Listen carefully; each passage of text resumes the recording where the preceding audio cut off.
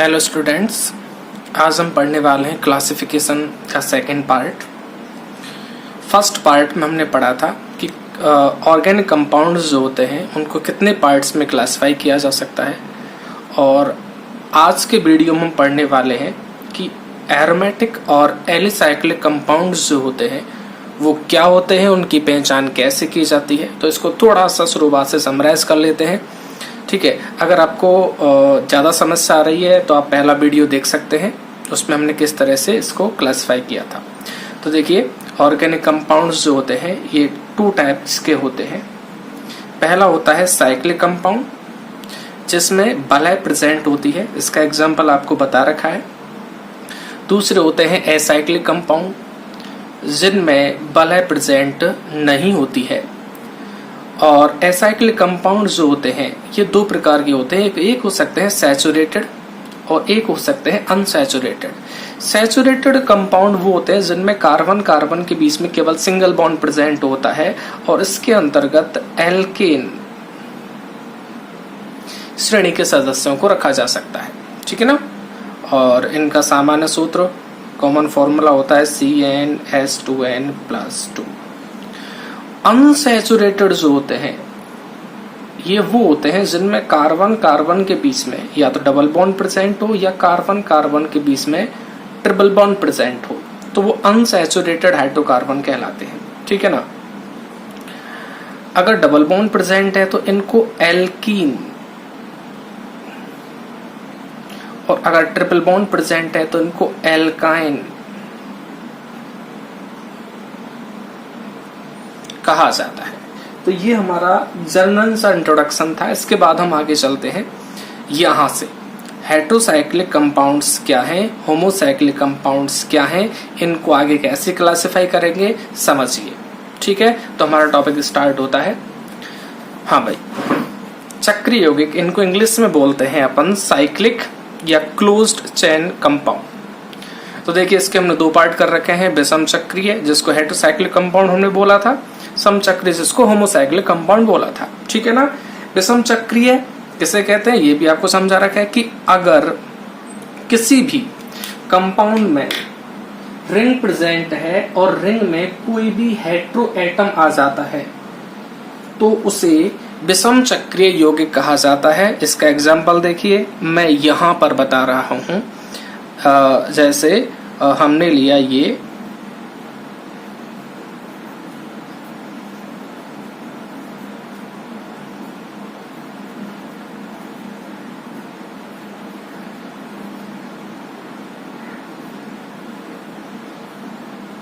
तो इसमें देखिए कार्बन कार्बन कार्बन कार्बन, और ये देखिए हेटेरो एटम है जिसकी वजह से ये हेटेरोसाइक्लिक कंपाउंड बनेगा, ठीक है।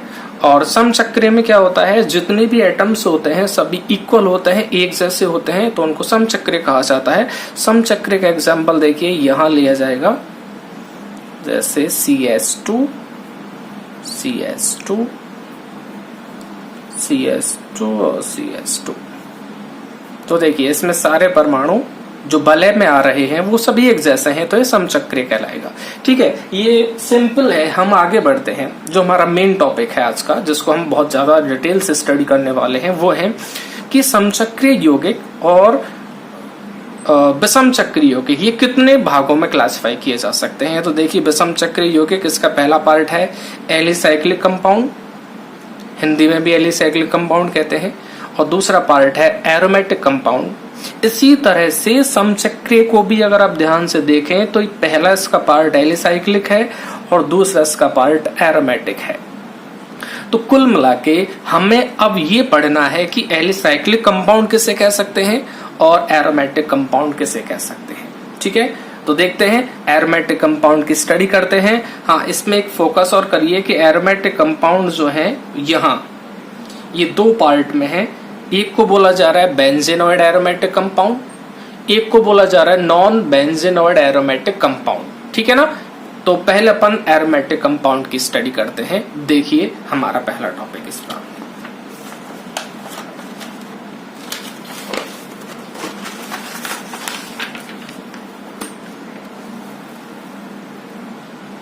हाँ भाई, एरोमेटिक कंपाउंड का जो इंट्रोडक्शन है वो ये है कि एरोमेटिक कंपाउंड एरोमा से मिलकर बना है, एरोमा से बना है। AROMA, ये ग्रीक वर्ड है और जिसका मतलब होता है स्वीट स्मेल।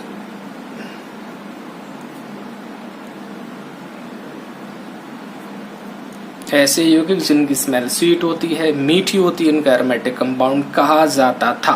लेकिन आज के समय में एरोमेटिक कंपाउंड की डेफिनेशन ये नहीं है, इसमें बहुत सारे कॉन्सेप्ट लगाने पड़ते हैं, तब जाके हम यहाँ पर सिद्ध कर पाएंगे कि एरोमेटिक होगा या नहीं होगा। तो इसके लिए कुछ फिक्स चीजें हैं।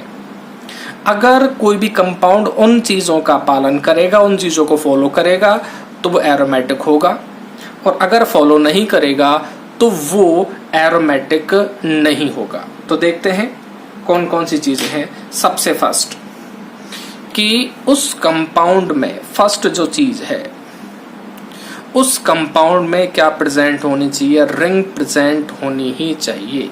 जैसे देखिए, हमने यहां पर एक कंपाउंड ले लिया, ये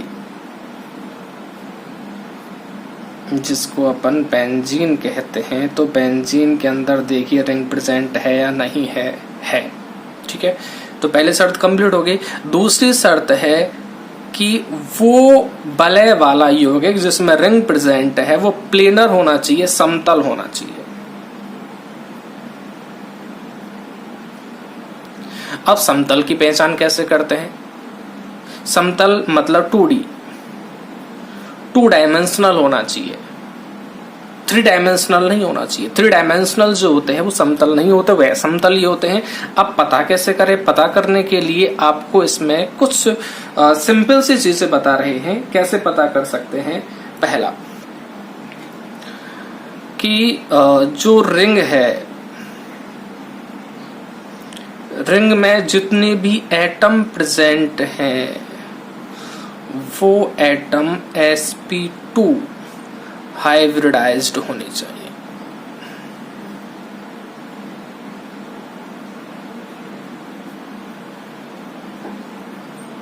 अगर sp2 हाइब्रिडाइज्ड है तो वो रिंग समतल हो सकती है, लेकिन ऐसा हमेशा पॉसिबल नहीं है कि sp2 संकरण आ गया है तो समतल होगी ही होगी।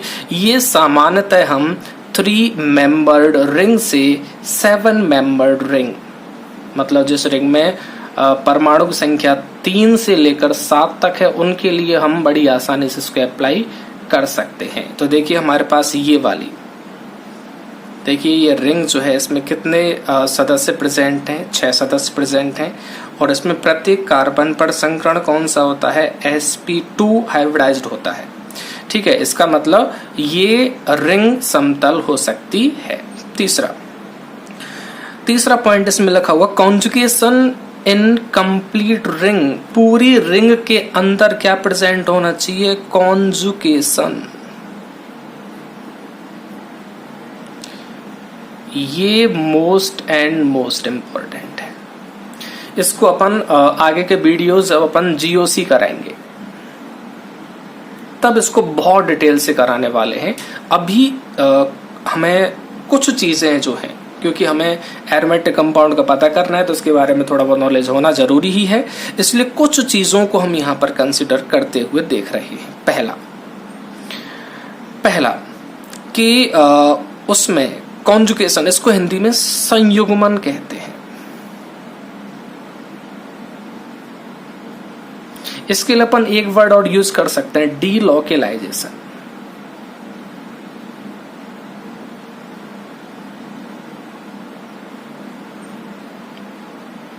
Of charge.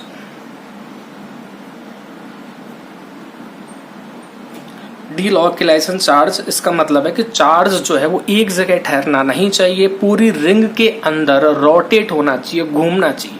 ठीक है ना? तो देखिए भाई, कॉन्जुगेशन कब कब कॉन्जुगेशन पॉसिबल है, कब कब कॉन्जुगेशन पॉसिबल नहीं है। फर्स्ट, पाई सिग्मा पाई, कि अगर कहीं भी हमें पाई सिग्मा पाई इस तरह का एक क्रम दिखाई दे रहा है तो समझिए वहां पर कॉन्जुगेशन प्रेजेंट है। इसको एग्जाम्पल के नजरिए से समझिए। एग्जाम्पल जैसे हमने यहाँ पर ए, कोई परमाणु मान लिया ए, और ए के साथ डबल बॉन्ड प्रेजेंट है, उसके बाद में सिंगल बॉन्ड, उसके बाद में डबल बॉन्ड। तो देखिए भाई यहाँ पर केवल सिग्मा बॉन्ड है, यहाँ पर सिग्मा पाई मौजूद हो गया, ये सिग्मा और यहाँ पर क्या है पाई, तो समझ में आएगा क्या, पाई सिग्मा पाई, मतलब अल्टरनेटिव आने चाहिए एकांतर क्रम में, पाई सिग्मा पाई। तो पहला तो ये, अगर आपको इस प्रकार का कहीं भी कॉन्जुगेशन नजर आ रहा है जहां पर पाई, उसके तुरंत बाद सिग्मा, उसके तुरंत बाद पाई, तो समझिए वहां पर कॉन्जुगेशन प्रेजेंट होगा। ठीक है, दूसरी शर्त समझिए भाई, पाई सिग्मा और ये नेगेटिव चार्ज, पाई होना चाहिए, उसके बाद में क्या आना चाहिए, सिग्मा आना चाहिए, उसके बाद में क्या आना चाहिए, नेगेटिव चार्ज आना चाहिए। इसको एग्जांपल से समझिए। यहाँ पर हमने लिया कोई परमाणु ए, फिर यहाँ पर डबल बॉन्ड, उसके बाद में ये सिंगल बॉन्ड, और उसके बाद में जो एटम है उस पर कौन सा चार्ज आना चाहिए, नेगेटिव आना चाहिए। तो देखिए पाई सिग्मा नेगेटिव। ठीक है, इस तरह का आपको कहीं भी एकांतर क्रम नजर आ रहा है पाई का और किसका, नेगेटिव का, तो वहां पर कॉन्जुगेशन प्रेजेंट हो सकता है। थर्ड कंडीशन देखिए भाई, कॉन्जुगेशन के लिए और क्या क्या हो सकता है, पाई सिग्मा पॉजिटिव, मतलब एकांतर क्रम में कौन होना चाहिए, पाई और पॉजिटिव चार्ज होना चाहिए। एग्जाम्पल समझिए इसका, ए double bond A, single bond, और इस ए पर हमें क्या लगाना है, पॉजिटिव। तो समझ में आ गया क्या, पाई सिग्मा पॉजिटिव। इस प्रकार का कहीं भी तुम्हें कॉन्जुगेशन नजर आ रहा है तो आप यहाँ पर कंसिडर कर सकते हैं। अगला, pi sigma lone pair. Example, A double bond A, फिर सिंगल बॉन्ड, और इस परमाणु पर ही क्या होना चाहिए, लॉन पेयर। तो समझ में आया। लास्ट, ये आपके लिए ज्यादा इंपॉर्टेंट नहीं है, फिर भी हम समझ सकते हैं इसको, पाई सिग्मा, और ये आपका फ्री रेडिकल है, A double bond A, single bond A, और इसके ऊपर हमें एक इलेक्ट्रॉन दिखाई दे रहा है। अगर किसी भी परमाणु पर विषम संख्या में इलेक्ट्रॉन प्रेजेंट होते हैं तो उसको फ्री रेडिकल कहा जाता है। ठीक है, तो इस तरह से अगर हमें कहीं भी इन चारों में से कोई भी संबंध नजर आ रहा है तो समझिए वो कॉन्जुगेशन में है, और अगर नहीं आ रहा है तो समझिए कॉन्जुगेशन में नहीं है। चलो देखते हैं क्या ये कॉन्जुगेशन बेंजीन रिंग के अंदर चल रहा है या नहीं चल रहा, और चल रहा है तो पूरी कंप्लीट रिंग में है या नहीं है। ठीक है, तो देखिए भाई, पाई बॉन्ड, फिर सिग्मा, फिर पाई, यहां तक पहुंचे कॉन्जुगेशन, उसके बाद देखो सिग्मा, उसके बाद पाई, यहां तक पहुंचे कॉन्जुगेशन, उसके बाद में सिग्मा, उसके बाद में पाई। तो पूरी रिंग में रोटेट कर गया कि नहीं कर गया, पूरी रिंग में कॉन्जुगेशन नजर आ रहा है कि नहीं आ रहा। इसका मतलब इसमें कंप्लीट रिंग के अंदर कॉन्जुगेशन प्रेजेंट है। अगर एक हम और एग्जांपल लें, ये, तो इसमें हमें दिखेगा कि pi bond, sigma bond, pi bond, sigma. अब यहां पर पाई बॉन्ड नहीं है, इसका मतलब कॉन्जुगेशन यहां से स्टार्ट हो रहा है और कहां पर जाकर खत्म हो रहा है, यहां पर जाकर खत्म हो रहा है, पूरी रिंग में रोटेट नहीं हो रहा है। इसका मतलब ये एरोमेटिक होने की शर्त को कंप्लीट नहीं कर रहा है, तो इसको एरोमेटिक कंपाउंड की श्रेणी में नहीं रखा जा सकता। तो पहली तीन शर्त क्लियर हो गई। फर्स्ट, क्या प्रेजेंट होना चाहिए उसमें, रिंग प्रेजेंट होना चाहिए। सेकंड, प्लेनर होना चाहिए। प्लेनर कब होगा, जब रिंग का प्रत्येक एटम कैसा होगा, sp2 हाइब्रिडाइज्ड होगा। तीसरा, उसमें कंप्लीट कॉन्जुगेशन होना चाहिए। कॉन्जुगेशन के लिए 4 से 5 शर्तें क्या हैं, pi bond, sigma bond, pi bond. पहली शर्त समझ में आ गई क्या। दूसरी शर्त क्या होना चाहिए, पाई बॉन्ड, उसके बाद में सिग्मा बॉन्ड, उसके बाद में क्या आना चाहिए, नेगेटिव आना चाहिए। तीसरा, पाई बॉन्ड, सिग्मा बॉन्ड, उसके बाद में क्या आना चाहिए, पॉजिटिव आना चाहिए। फिर पाई बॉन्ड, सिग्मा बॉन्ड, उसके बाद में लॉन पेयर आना चाहिए। पाई बॉन्ड, सिग्मा बॉन्ड, उसके बाद में फ्री रेडिकल आना चाहिए। अगर इन चारों शर्तों में से कोई भी एक शर्त का पालन किया जा रहा है तो समझिए कि उस रिंग के अंदर क्या प्रेजेंट है, कॉन्जुगेशन प्रेजेंट है। तो ये 3 शर्त तो ये हो गई। उसके बाद लास्ट जो है वो है हकल्स रूल। तो इन 3 शर्तों के बाद भी वो हकल के रूल का पालन करेगा तो एरोमेटिक होगा, और हकल के रूल का पालन अगर वो नहीं करेगा तो एरोमेटिक नहीं होगा, चाहे वो तीनों कंडीशन को फुलफिल कर रहा हो, ये वाली, ये वाली और ये वाली। और ये शर्त उसने पूरी नहीं की तो एरोमेटिक नहीं बोला जाएगा उसको। चारों होने चाहिए, इन तीनों के साथ साथ हकल रूल को फॉलो भी करना चाहिए। अब हकल रूल क्या है और इसके बेस पर हम कैसे बता सकते हैं? तो देखिए, हकल रूल क्या कहता है कि अगर किसी भी कंपाउंड के अंदर 4n+2 पाई इलेक्ट्रॉन उपस्थित हों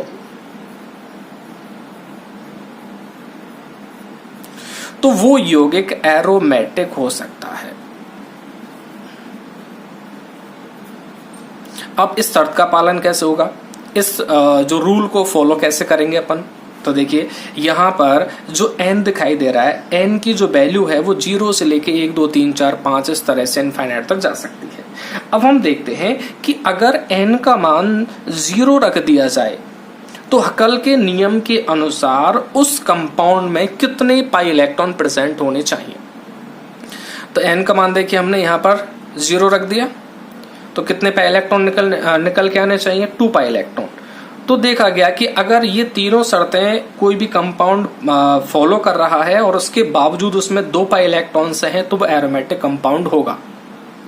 सेकंड, कि अगर n=1 रख दिया जाए तो 4 × 1, देखिए ये रख दिया हमने, तो कितने पाई इलेक्ट्रॉन्स निकल के आ रहे हैं? 6 पाई इलेक्ट्रॉन्स।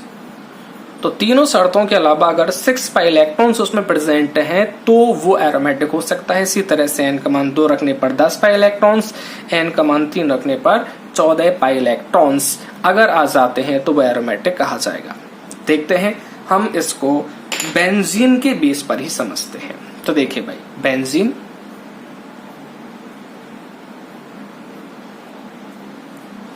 में देखिए 3 पाई बॉन्ड है। देखिए यहाँ पर ये वाला, दूसरा ये वाला और तीसरा ये वाला, और प्रत्येक पाई बॉन्ड में कितने पाई इलेक्ट्रॉन प्रेजेंट होते हैं? 2 पाई इलेक्ट्रॉन। दोबारा सुन लीजिए, प्रत्येक पाई बॉन्ड में कितने पाई इलेक्ट्रॉन पाए जाते हैं? 2 पाई इलेक्ट्रॉन्स। यहां पर भी कितने पाई इलेक्ट्रॉन्स? 2 पाई इलेक्ट्रॉन्स इसके, यहां पर इसके कितने? 2 पाई इलेक्ट्रॉन्स। तो इस तरह से इसमें टोटल कितने पाई इलेक्ट्रॉन्स प्रेजेंट हैं? 6 पाई इलेक्ट्रॉन्स। इसका मतलब क्या यह हकल के रूल को फॉलो कर रहा है? हाँ बिल्कुल। देखिए यहाँ पर अगर हकल के नियमानुसार 6 पाई इलेक्ट्रॉन किसी भी कंपाउंड में है तो वो एरोमेटिक हो सकता है। इसका मतलब बेंजीन एक एरोमेटिक कंपाउंड है।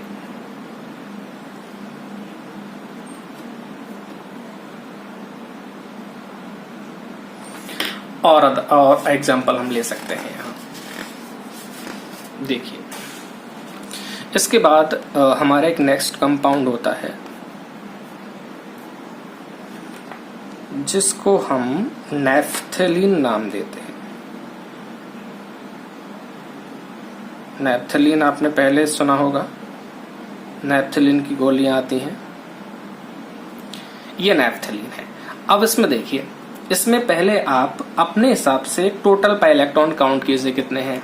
तो देखिए पहले पाई बॉन्ड काउंट कर लीजिए, 1 2 3 4 5, 5 पाई बॉन्ड है और प्रत्येक में 2 इलेक्ट्रॉन प्रेजेंट है। तो इस तरह से इसमें टोटल पाई इलेक्ट्रॉन कितने आ गए? 10 पाई इलेक्ट्रॉन्स। ठीक है, अब इसमें कॉन्जुगेशन भी देख लीजिए, कॉन्जुगेशन है कि नहीं पूरा? Pi sigma pi sigma pi sigma, तो यहाँ कॉन्जुगेशन है।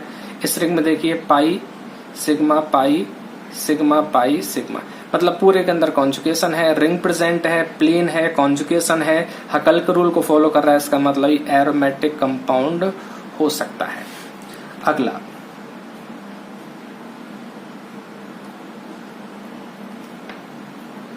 अगला जो कंपाउंड है इसका नाम है एंथ्रेसीन।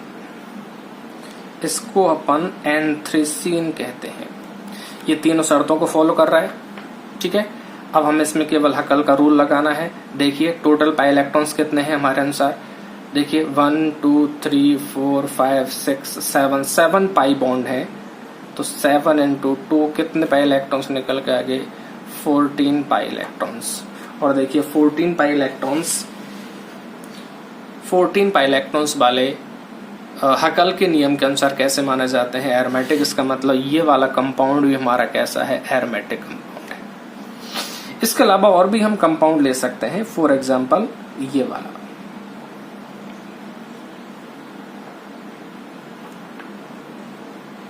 इसको साइक्लोप्रोपिल कैटाइन कहा जाता है। दोबारा सुन लीजिए, साइक्लोप्रोपिल कैटाइन कहते हैं इसको।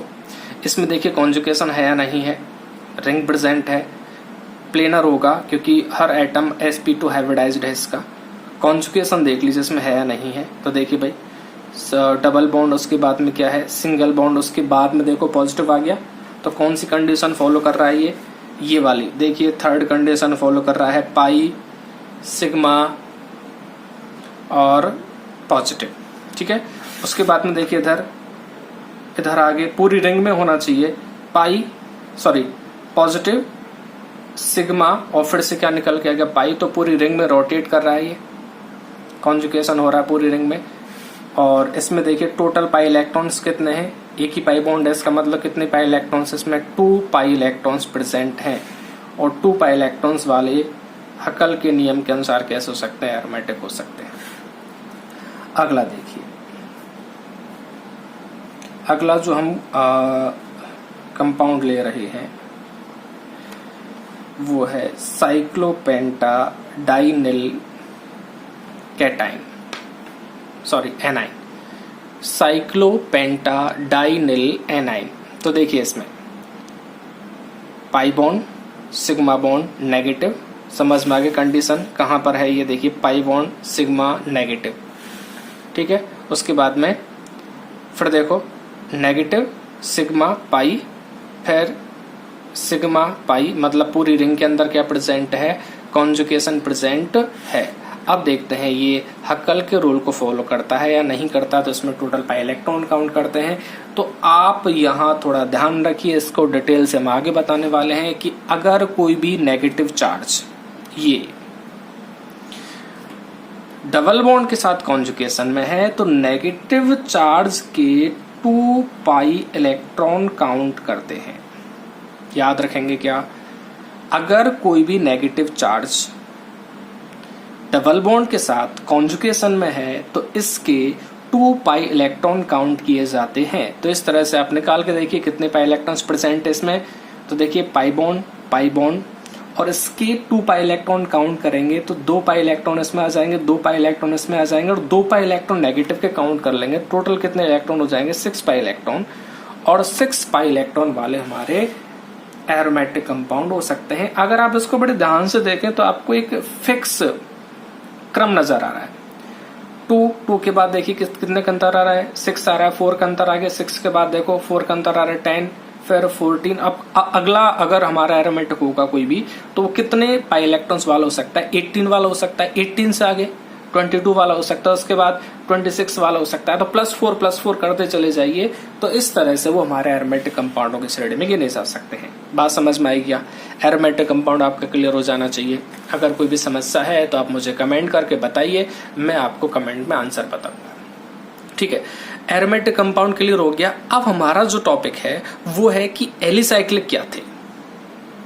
तो जो एरोमेटिक कंपाउंड नहीं होते वो कैसे होते हैं? एलिसाइक्लिक होते हैं। फॉर एग्जांपल ये वाला,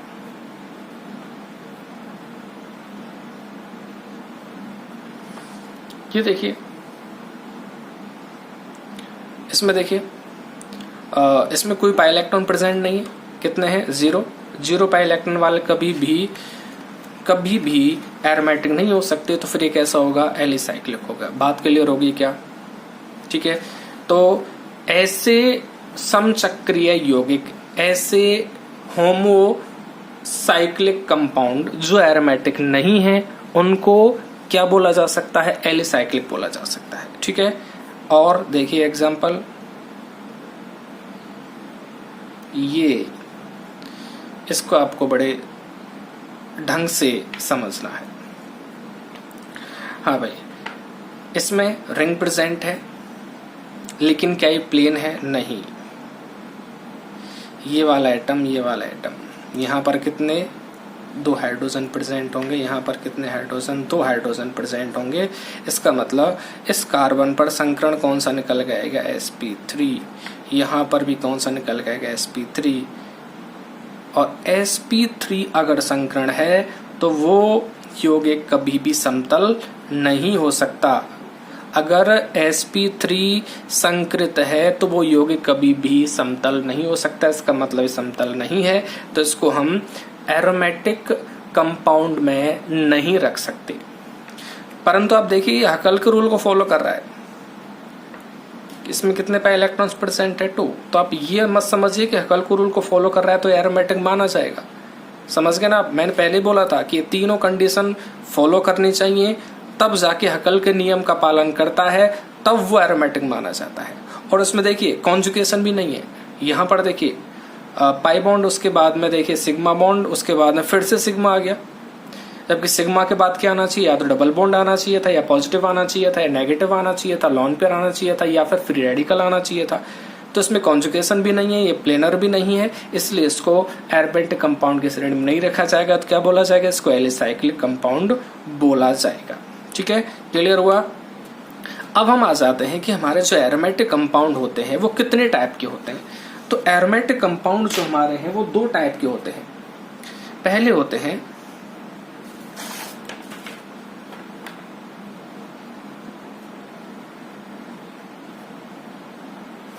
एरोमेटिक कंपाउंड।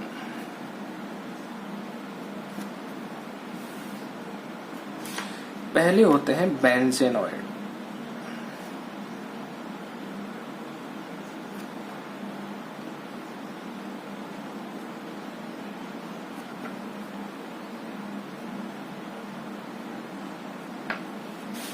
और सेकंड होते हैं नॉन बेंजेनॉइड।